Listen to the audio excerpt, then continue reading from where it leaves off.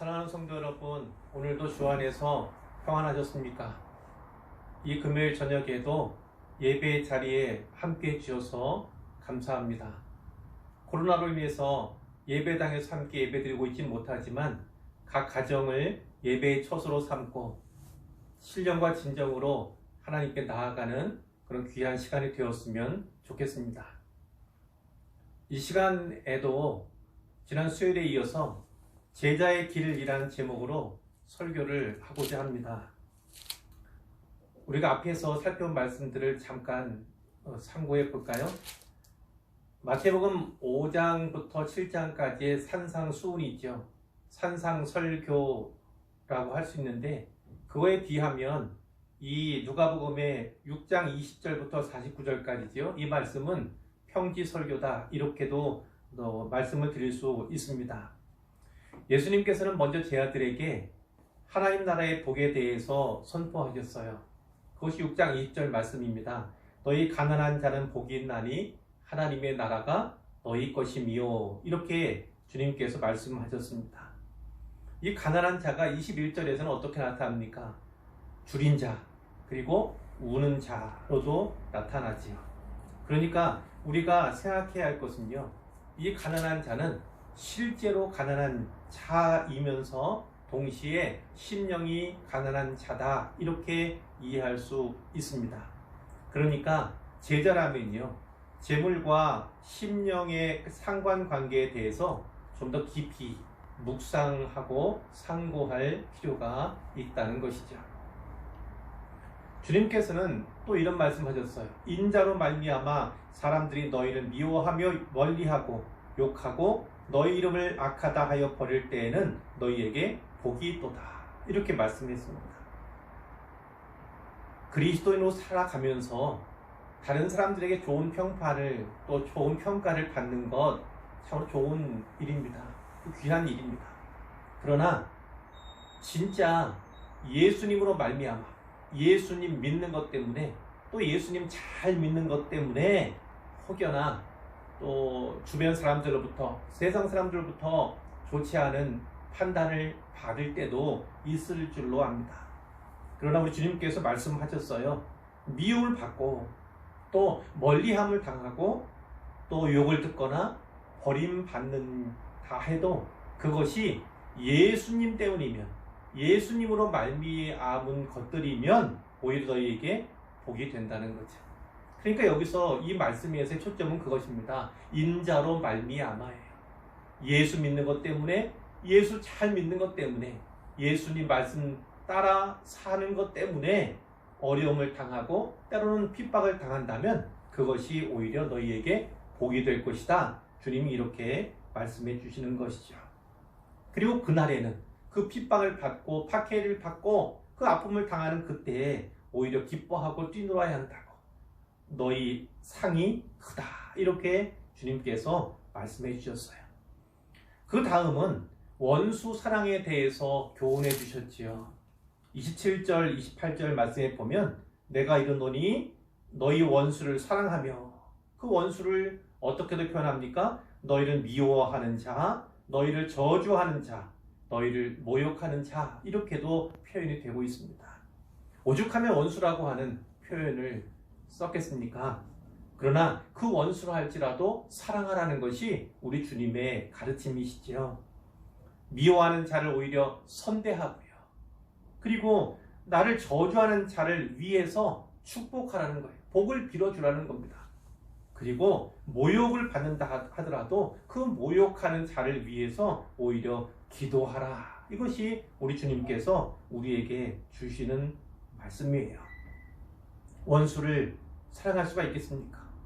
원수와 같은 그 사람을 사랑할 수 있겠습니까? 그것은 어쩌면 불가능에 가까운 일인지 모릅니다.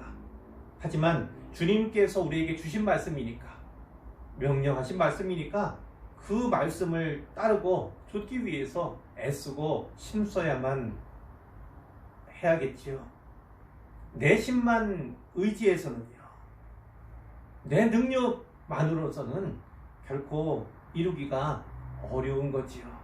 하지만 주님의 말씀을 준행하려는 태도, 그러한 마음가짐, 그런 자세가 있을 때 또 때로는 그런 마음과 자세로도 실패할 수 있잖아요. 실패하고 또 실패해도 계속 해보려고 애쓰고 노력하면 성령님께서 도와주신다.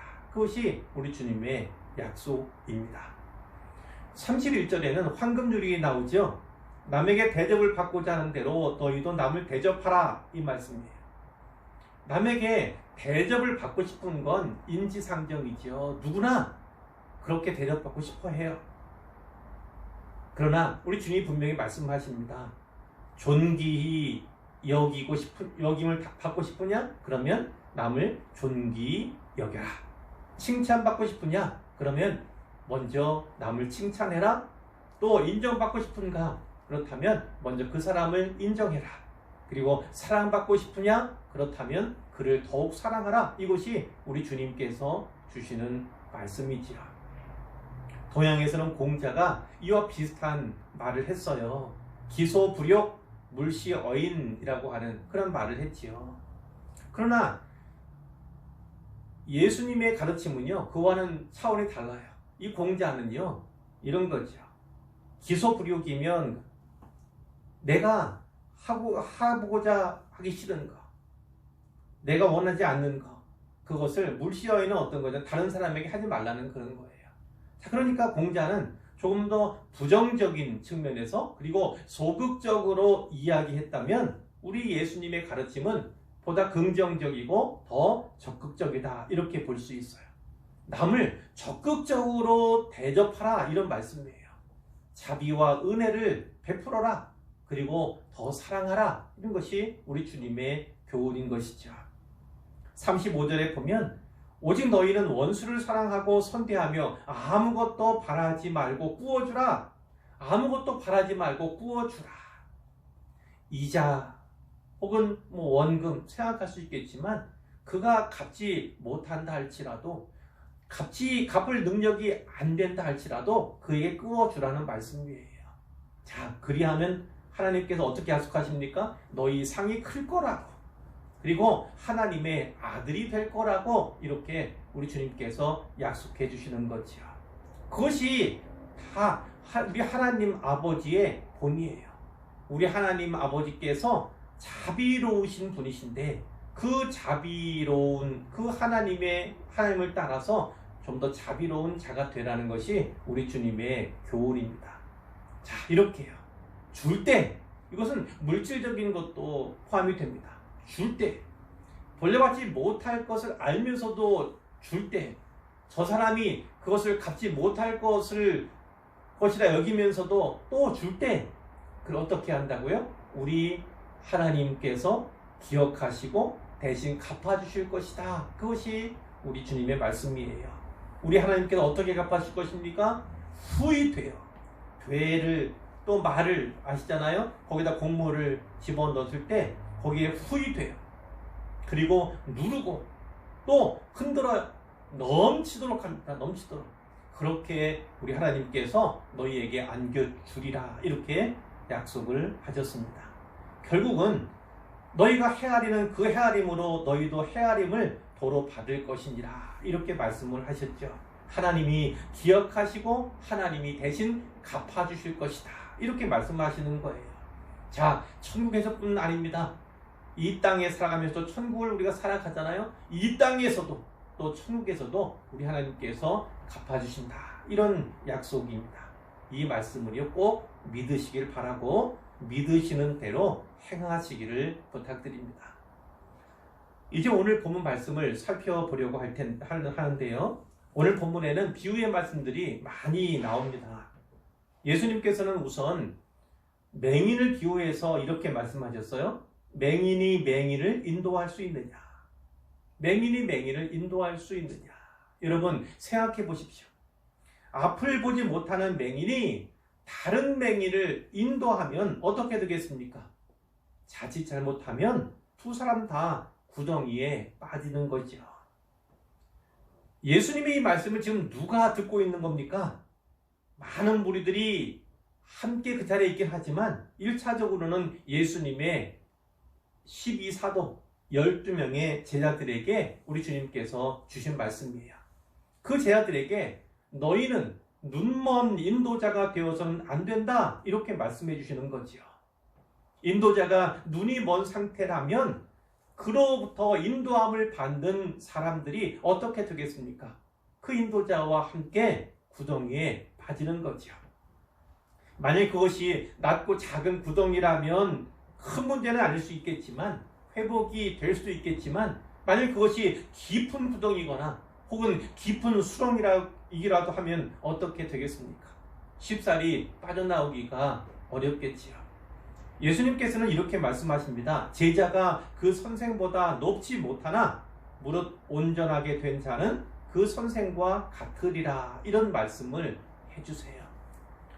맹인이 안 되려면, 맹인과 같은 형편을 벗어나려면 어떻게 해야 합니까? 온전하게 되어야 합니다. 온전하게. 자, 다른 말로 하면 온전한 제자가 되어야 한다는 거지요. 그러면 온전한 제자가 되기 위해서는 어떻게 해야 합니까? 선생이시고 참 스승이신 예수님을 본받아야 한다는 말씀입니다. 계속 본받으면 어떻게 될까요? 자, 제가 한 가지 예화를 들 텐데요. 제 대학 시절 선생님들 가운데 한 분이 있었어요.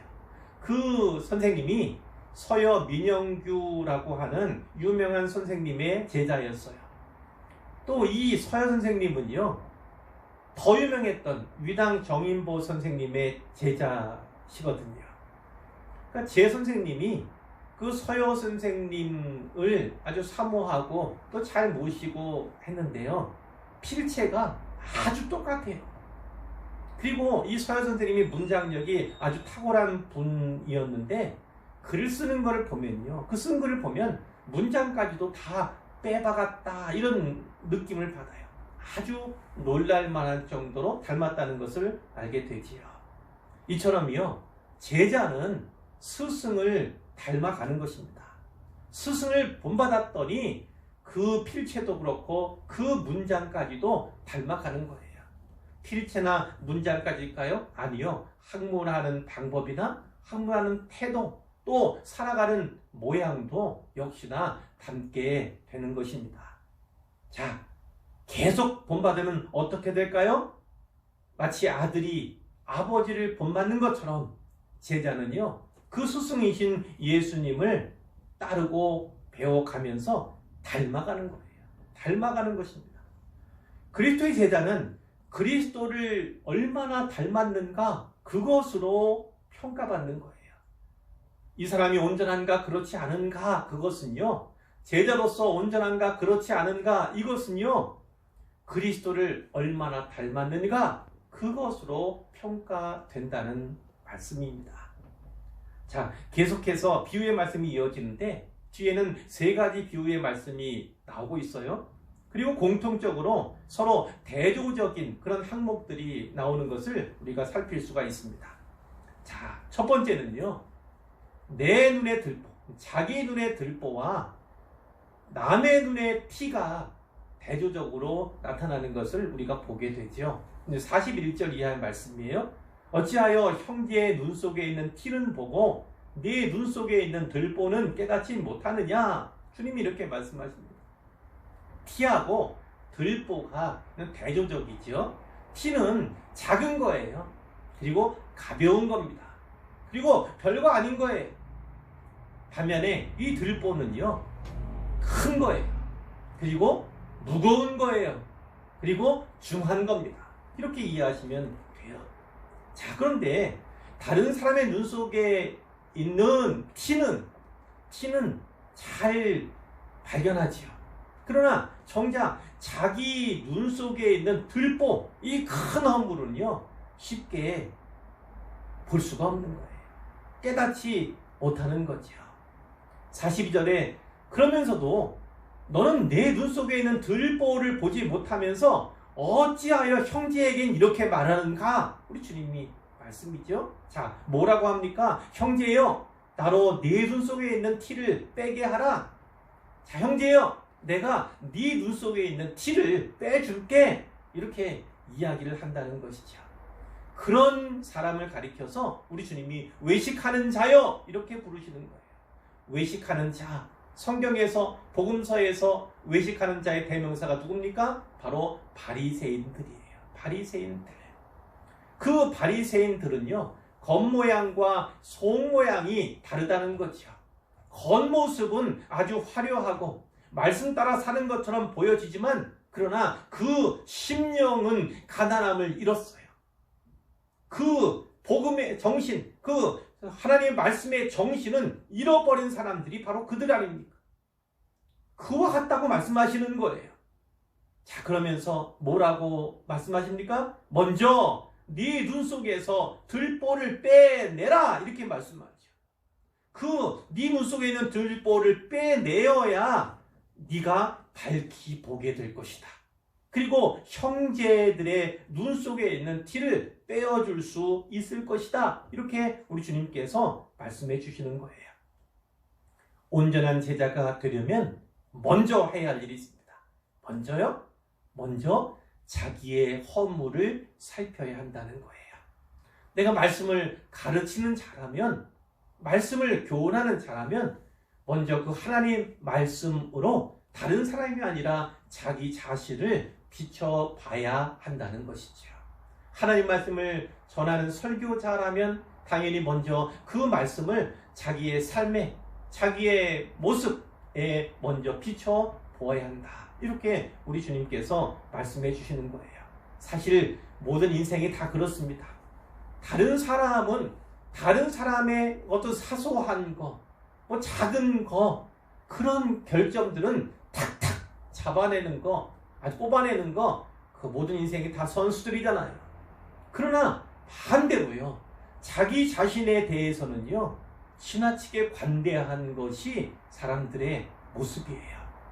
예수님을 따르는 제자들이라면 이 생각을 좀 더 잘 해야 합니다. 먼저요, 내 자신에게 관대한 것을 타인에게 관대함으로 돌리고 오히려 자기 자신을 향해서는 좀 더 엄격한 잣대를 댈 필요가 있다는 거죠. 그것을 뒤바꾸어 살아가는 것은 예수를 알지 못하는 세상 사람들과 별반 다르지 않는 삶이다. 이렇게 이해할 수가 있겠습니다. 먼저 형제의 티보다 자기의 큰 들보, 큰 허물을 먼저 찾아야 한다. 주목해야 한다는 것이고, 그래야만 자기 들보를, 자기 허물을 빼낼 수 있지요. 그것을 제거할 수 있어요. 자, 그러면 다른 사람의 눈에 있는 티를 뽑아줄 수 있을 만한 또 그런 사역도, 일도 감당할 수 있다. 이렇게 주님께서 말씀해 주시는 것입니다. 이제 두 번째는요, 좋은 열매와 나쁜 열매, 본문에는 못된 열매 이렇게 되어 있어요. 이것이 대조되고 있어요. 43절에 보면 못된 열매 맺는 좋은 나무가 없고 좋은 열매 맺는 못된 나무가 없느니라. 나무는 각각 그 열매로 그 나무가 어떤 나무인지를 알 수 있다는 거잖아요. 가시나무에서 무화과, 악한 나무에서 좋은 열매가 나올 수 없다는 거죠. 또 찔레에서 포도를 따지 못한다. 이 말씀도 역시 악한 나무에서 좋은 열매 맺을 수 없다. 이 말씀인 거예요. 결국은 열매로 그 나무를 판단하게 되는데, 역시 우리 삶 속에서 혹은 사역의 모습 가운데서 좋은 열매를 맺었다면 그 자체로 그가 좋은 나무임을 입증하게 된다는 것을 우리 주님이 말씀해 주시는 것이죠. 45절에도 보세요. 선한 사람은 마음에 쌓은 선에서 선을 낸다.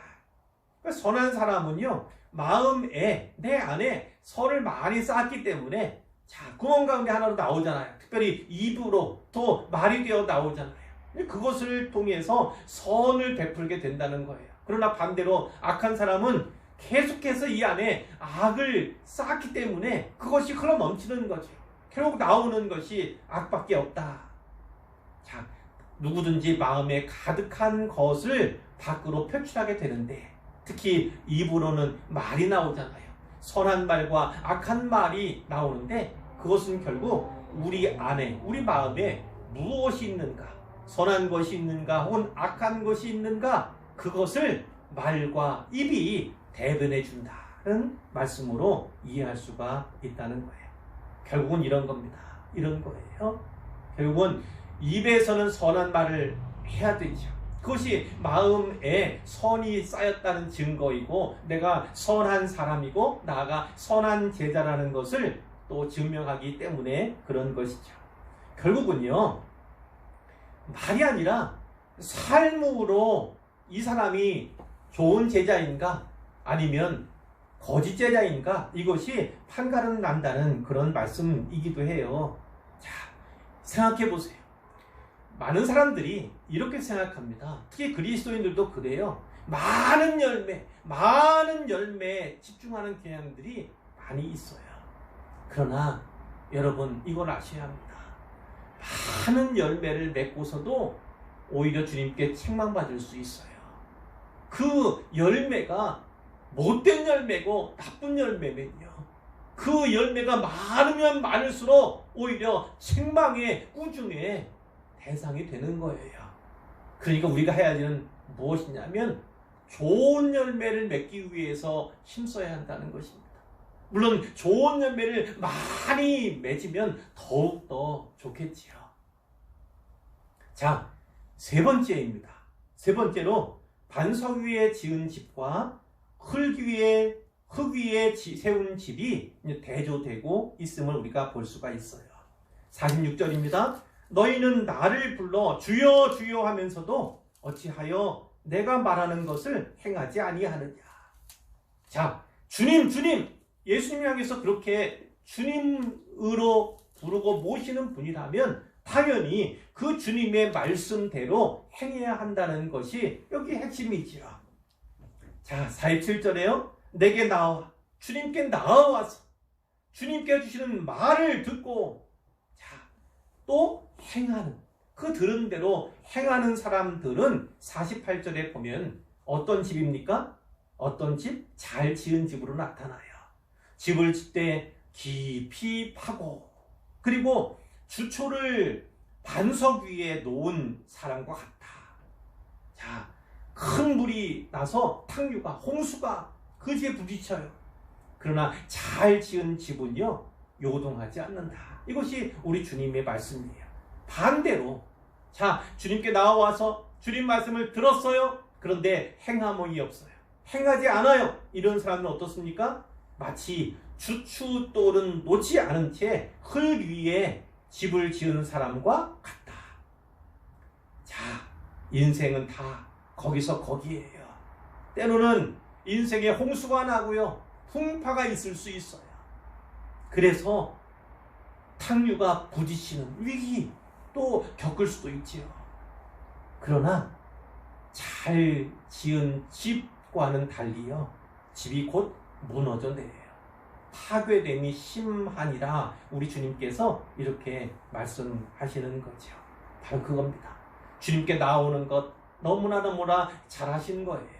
그리고 주님의 말씀도 잘 들은 거 너무너무 잘하신 거죠. 그러나 또 한 가지를 빼놓아서는 안 됩니다. 말씀대로 들은 바대로 행함이 있어야지만 진짜 어떠한 삶의, 인생의 또 사회적인 위기 앞에서도요, 견고할 수 있는 것입니다. 잘 지은 집은 결코 요동하지 않아요. 흔들리거나 너무나 요동치는 거는 집을 잘 짓지 못했기 때문에 그런 것이죠. 사랑하는 성도 여러분, 우리들은요 모두 제자로 부르심을 받은 사람들입니다. 그러므로 우리에 대한 평가는요, 스승이신 우리 예수님을 얼마나 닮았는가 그 사실로 평가가 되는 거예요. 그러기 위해서는 예수님을 심써 본받아야 하겠습니다. 오늘 본문에 살펴본 것처럼요, 온전한 제자가 되기 위해서는요, 먼저 자기 자신을 돌아보고 살펴야 한다는 거예요. 누군가를 가르치고 교훈하기 전에, 판단하기 전에 먼저 그 말씀의 잣대를 나에게 비추는 것, 그것이 가장 중요한 것입니다. 자, 좋은 열매를 맺는 좋은 나무가 되어야 합니다. 많은 열매를 맺었다고 해서 꼭 칭찬받는 것이 아니에요. 나쁜 열매, 못된 열매를 많이 맺으면 많이 맺을수록 책망은 더 클 수밖에 없는 것입니다. 그러니까 좋은 열매를 맺는 게 우선이에요. 그리고 좋은 열매를 많이 맺는 게 최선이다. 이렇게 꼭 기억하셔야 합니다. 인생의 집, 신앙의 집을요, 반석 위에 세워야 합니다. 땅을 깊이 파는 거 힘든 일이에요. 주추를 두고 또 주추를 반석 위에 두는 거, 그건 힘겨운 일이고 고된 일이고 수고로운 일이에요. 그러나 중요한 것은 그래야지만 잘 지은 집으로 평가를 받고 어떤 위기에서도 어떠한 세상의 탕류 가운데에서도요, 그것이 보존되고 요동하거나 흔들리지 않게 되는 것입니다. 잘 지은 집은 이런 유익이 있는 것이죠. 사랑하는 성도 여러분, 오늘 말씀을요, 잘 기억하시고요, 마음에도 잘 새기셨으면 좋겠어요. 그래서 삶 속에 적용하시고요, 늘 이 말씀에 순종하는 삶을 사셨으면 좋겠어요. 그래서 예수님을 더욱더 닮아가시기를 바라고요. 그리고 좋은 열매도 많이 맺으시기를 바라고, 잘 지은 집으로서 또 수고를 평가받는 그런 모든 성도들 되시기를 우리 주님의 이름으로 축복합니다.